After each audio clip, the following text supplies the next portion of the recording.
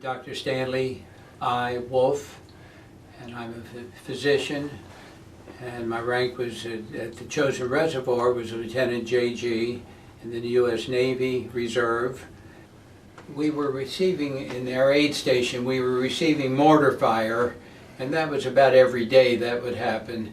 And all of a sudden, I never got used to mortars. I was not, I said I had no real basic training in the Marines, and you hear a shh, and then all of a sudden, bam, and then sometimes you hear a scream.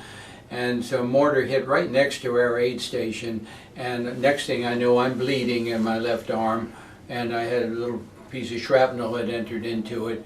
So they said, oh, it's just kind of superficial, and they had to put a couple of stitches. I think they took out a metal piece and put a couple of stitches in, and they said, we're going to write it up. And I said, what do you mean you're going to write it up? They said, Doc, you're going to be out here a long time. And these were corpsmen who were chief petty officers who had been in World War II.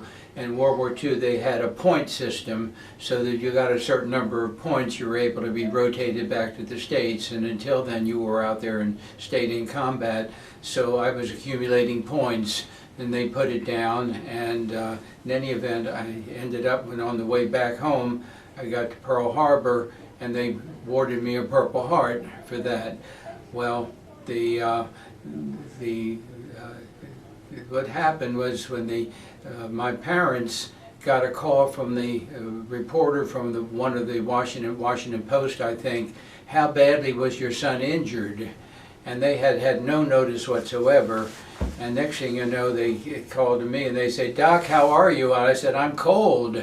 They said, no, seriously, I got an inquiry from I guess they used Morse code in those days, I don't know, but the inquiry from asking how you are.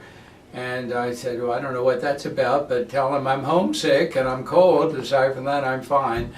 And anyway, they sent a chaplain out to the house to reassure my parents that I had only been superficially wounded and that nothing serious. But that's how I got a Purple Heart in Korea.